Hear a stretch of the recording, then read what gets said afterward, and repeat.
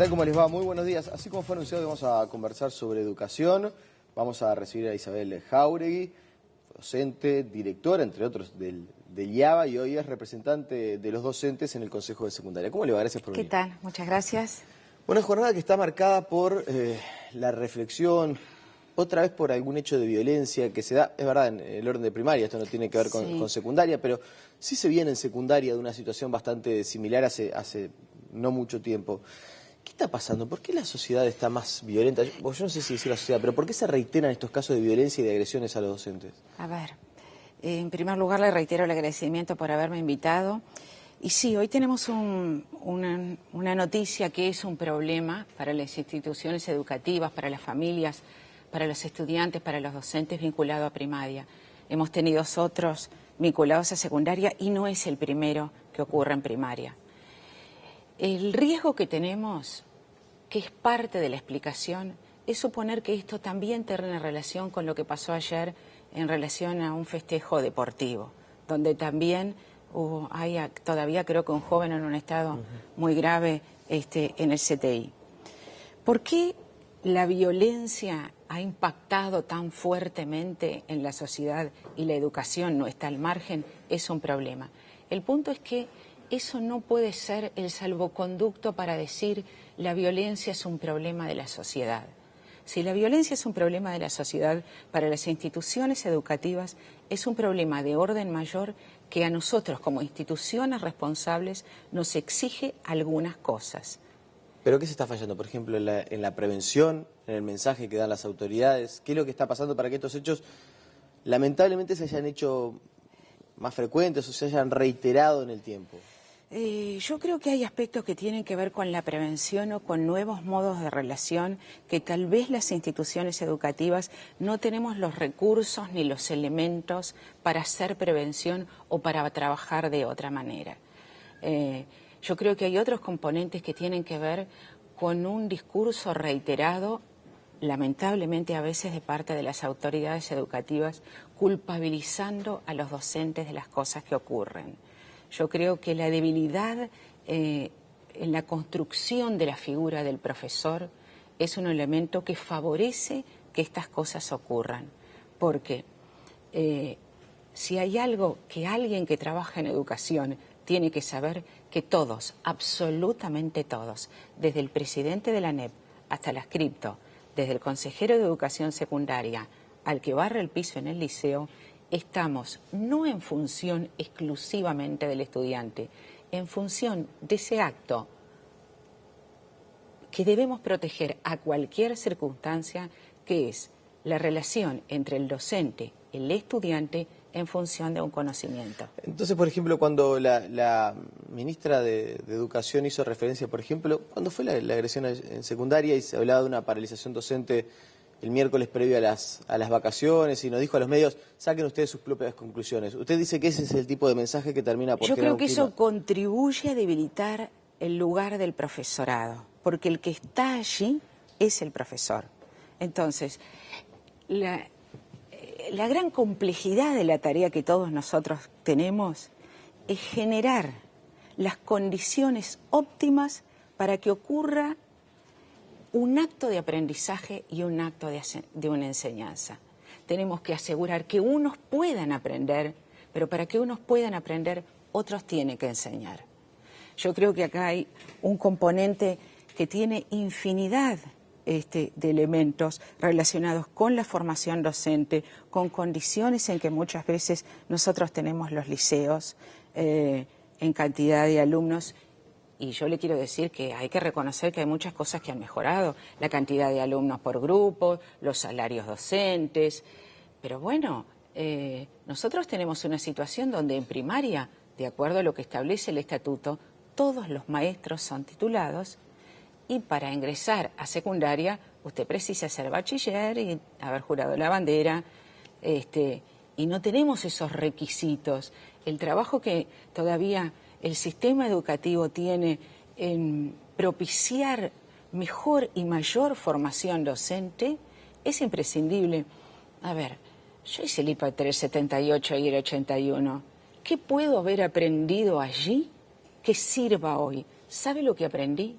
Aprendí a construir mi propia formación docente, a saber cómo buscar, a saber cómo adaptarme, a saber cómo construir otros escenarios educativos.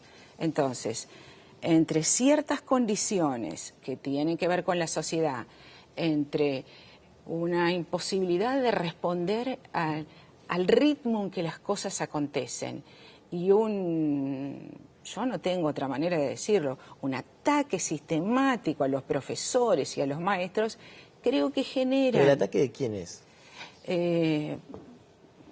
Con nombre y apellido. ¿Quién ataca sistemáticamente a los docentes? Yo no le voy a decir nombre y apellido. Ahí yo también le voy a devolver voy a contestar como contesta la ministra. Saque usted sus conclusiones. En un evento como lo que ocurrió en el Liceo 49, como lo que ocurrió la semana pasada, el centro del análisis debería ser la medida que un sindicato en el acierto o en el desacierto, pero en la legitimidad de cómo esas decisiones se votan, ¿es el centro de la discusión? ¿Puede ser el paro el centro de la discusión? Es un punto muy interesante el que usted plantea, porque lo que se genera en este tipo de instancias, y yo me lo cuestiono también, si la decisión del sindicato de eventualmente paralizar y dejar a miles de alumnos sin clases en un día por una agresión que se da en un centro, ¿no es eso también lo que corre el foco de la cuestión? Hoy se habla más. Y la preocupación es mayor para muchos padres que están del otro lado. ¿Qué hacer con sus hijos que no tienen a la escuela abierta o no van a tener docentes en la escuela? La escuela va a estar abierta y seguramente si llevan a sus hijos van a tener por lo menos la contención. Pero no van a tener clase de manera normal. La preocupación que hay del otro lado es mucho más profunda que el análisis sobre el hecho de lo que pasó de la violencia. Usted viene de sindicato docente y se siente parte integrante de Yo me FENAPES. siento parte integrante, a ver. ¿No se hacen ese mea culpa, ese cuestionamiento de decir, y si en vez de parar todas las clases, en todo el orden de primaria, o en aquel momento como fue en toda secundaria, paramos solamente en ese centro, reflexionamos en ese centro, ponemos ese asunto en la mesa, quizás cuando arranquen las clases se puede dar un mensaje o llamar a la reflexión a los alumnos, a los padres, no sé. Pero yendo a dar clase. Yo no estoy cerrada a eso que usted está planteando, pero yo quiero recordarle que esas decisiones se toman responsablemente en el marco de una organización colectiva que tiene una serie de pasos para llegar a tomar esas decisiones. Es cierto, capaz que usted no se lo está preguntando a la persona que debería preguntárselo, se lo debería preguntar. A ver, yo tengo una clara identificación con FENAPES. Yo digo siempre que yo tengo mucho orgullo de provenir de los sindicatos, entre otras cosas porque yo fundé este sindicato. Yo tengo 32 años en secundaria y 33 integrando la Asociación de Docentes de Profesores de Secundaria. Y esa pregunta se la tendrá que hacer a los dirigentes sindicales sobre la oportunidad o no de una medida que se ha tomado legítimamente. Pero creo que también eso ha venido muy bien para hacer un ataque sistemático a los sindicatos de la educación. Pero es probable que yo no sea objetivo. Porque, discúlpeme, sí, quiero decir una cosa. Yo quiero reivindicar el valor de pertenecer a un sindicato. Lo que un sindicato aporta al temple y a la formación de la personalidad de un individuo solo son ventajas. Y le voy a señalar algunas. Pertenecer a un sindicato supone que en particular en mi caso, que yo jamás he sido dirigente, yo he sido sindicalista de las que van a las asambleas, participan en alguna comisión de trabajo y cumplen las medidas. No he tenido ninguna otra responsabilidad, nunca he sido de una dirigente ni he participado en nada. El sindicato usted le proporciona, por ejemplo, destinar su tiempo libre a una causa colectiva. Eso me parece de un valor de responsabilidad social muy importante. Cuando yo veo, y yo he estado allí, a las 10 de la noche un sábado, la gente en una asamblea de ADES, los compañeros que vienen de Salto, de Artigas, un sábado, un domingo, para estar en una asamblea general de delegados y tienen que volver. Eso es destinar tiempo libre por una causa colectiva. Ni que hablar que es resaltable. Ahora, como integrante de esos sindicatos, y más me gusta el rol en que usted se autodefine, como una sindicalista de a pie, vamos a decir, ¿no? Claro. No como integrante de la cúpula sindical. Insisto con el mea culpa, no se plantean si no están perdiendo lo que también en su momento se habla mucho, el tema del sindicato, el respaldo legal. que las causas por las que, el respaldo popular, que las causas por las que uno pelea sean acompañadas, sean comprendidas por la sociedad. ¿No sienten que están perdiendo también esa batalla los sindicatos docentes, esto de una aceptación social, que la gente entienda que lo que usted... Por ejemplo, con el tema de la esencialidad pasó. Cuando los sindicatos docentes se plantaron firmes por el tema de la esencialidad, uno tenía la percepción que la mayor parte de la sociedad apoyaba esa reivindicación y que entendía que quizás, bueno, más allá del mensaje que se quiso dar y lo que aclararon las autoridades. Ahora, en un montón de los sistemáticos paros que se enfrentan, la mayor parte de la gente los rechaza la medida de paro. Está bien, entonces será eso. ¿No están perdiendo ese respaldo social? Muy bien, será algo que tendremos que conversar a la interna del sindicato, necesitaremos que vayan más gente a las asambleas, más personas a la GD y lo tendremos que debatir fraternalmente a la interna. Pero yo insisto, esa no es claramente una pregunta para mí. Debería ser una pregunta que usted le debería hacer a un dirigente sindical. Lo que yo sí entiendo, que me parece que hay alguna forma de oportunismo, sin ofender a nadie, en reforzar la medida y no poner el énfasis en lo que ocurre. Bien. Porque entonces termina siendo más importante si pararon o no pararon en el marco legítimo. Yo no le voy a discutir acá la sugerencia que se hizo de que el paro se pegaba el miércoles porque comienza las vacaciones, porque eso no sostiene la realidad y creo que lo tendría que contestar otras personas. Bien, vamos a pasar a otros asuntos porque en realidad se nos va el tiempo.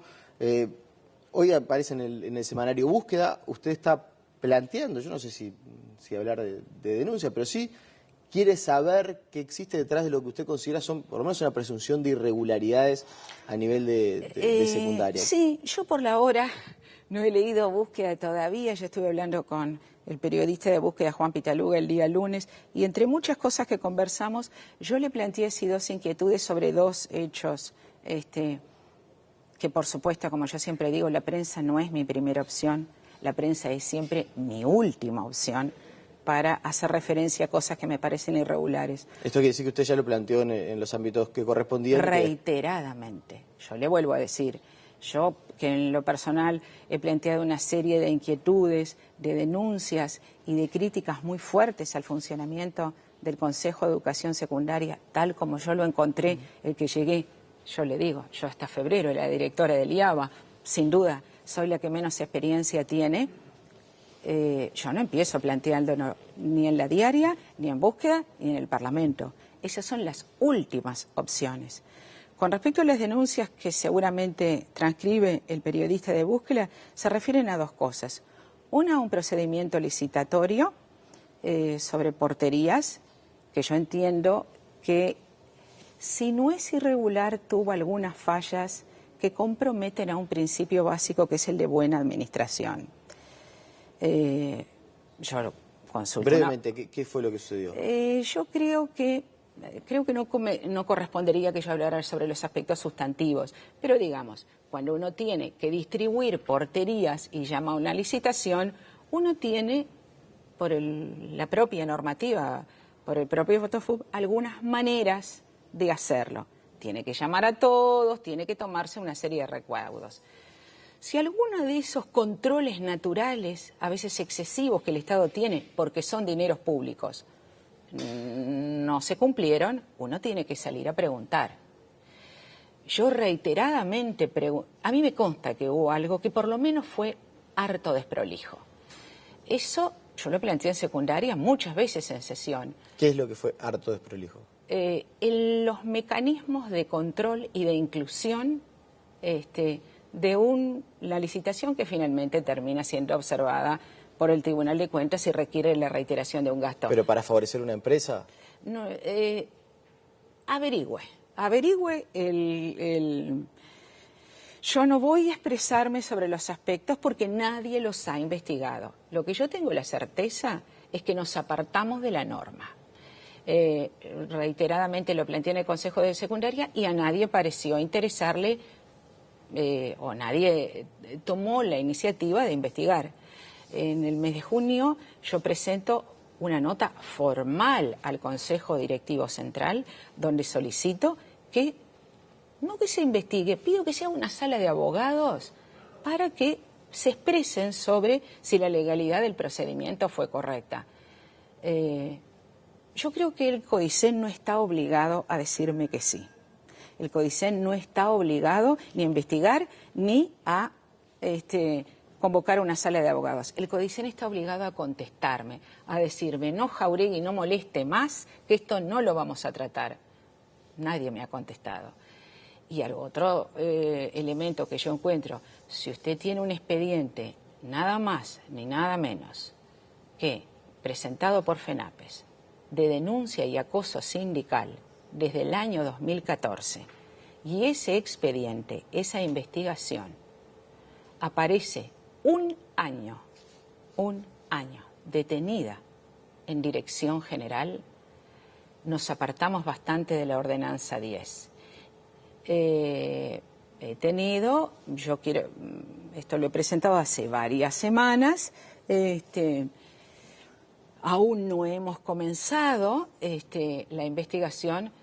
Todos deberían ser, la directora general la primera en estar interesada en saber por qué un expediente de una temática sensible parece detenido también en una oficina sensible durante un año. ¿Y usted sigue sintiendo que le retasean información, que el diálogo entre Puente, Landón y usted como integrante del Consejo de Secundaria es... Mire, ayer tuvimos tal vez una de las mejores sesiones del año, ayer de noche, ayer de tarde, sobre este tema, porque el consejero Landoni volvió a plantear. Hay algo que es inobjetable. Mi ingreso al Consejo de Secundaria tuvo algún carácter disruptivo, porque la única que pareció quejarse sobre un funcionamiento fui yo. Yo no sé si yo no hubiera dicho nada, las cosas hubieran quedado igual. Parece claro que yo tuve alguna forma de adaptación al mecanismo de trabajo, pero en un principio de que más alto, más lejos, más profundo, y mi responsabilidad es pararme en el lugar donde se me problematice la realidad, yo me encontré un funcionamiento de consejo harto pobre, por decirlo así. Lo hablé en el consejo 20 veces, en la prensa, en el Parlamento, y algunas cosas, yo tengo que decirle, nobleza obliga, y ya lo he dicho en la prensa, claramente han cambiado. Desde aspectos formales de la existencia de las actas, aspectos que tienen que ver con el tiempo que las sesiones suponen. Cuando yo llegué, la sesión eran 3 horas los miércoles de tarde. Si eso es así, eso es una especie de supermercado de expedientes. Hoy tenemos una sesión todos los días miércoles, más una el día lunes. El relacionamiento con la ATD ha cambiado sustantivamente. La propia ATD así lo percibe. Yo creo que todavía nos faltan 3 cosas. Nos falta, en primer lugar, todavía un poco más de circulación de información. Y como la información es mucha, yo siempre digo, nosotros deberíamos compartir más cantidad de información que de calidad. ¿Qué le quiero decir? Todos deberíamos saber en qué está el otro. Y si uno está interesado, averigua y pregunta, porque no tendríamos tiempo material. Lo segundo que nosotros tenemos que hacer y que nos falta todavía, es un debe, es generar mayor densidad en la discusión y el debate. El Consejo de Educación Secundaria debería definir 3 o 4 temas claros de política educativa en los cuales sí o sí nos tenemos que sentar para tener una posición común o para no tener una posición común. Eso no es importante, pero el Consejo de Educación Secundaria tiene que tener posición, porque no la tiene como consejo, por ejemplo, sobre marco curricular de referencia nacional. ¿No se va a discutir el marco curricular de referencia? Supuestamente se va a cambiar el año que viene. El tema es, entonces, ¿cómo el Consejo de Secundaria no va a tener un espacio donde acuerde o no acuerde? Reforma de estatuto, elección de horas por más de un año. Hay un par de temas que nosotros, y esos son los que a mí me parece que son importantes. Y el tercer punto que yo creo que el Consejo, y ahí todavía tenemos un debe, y yo personalmente no sé cómo resolverlo, nosotros tenemos que aprender a concebir, a complejizar y a crear pensamiento a partir de otras voces. Yo el martes estuve en una junta de inspectores, primer vez, yo nunca fui inspectora, no soy inspectora, y yo miraba la inspección y decía, nosotros no recurrimos a la inspección habitualmente.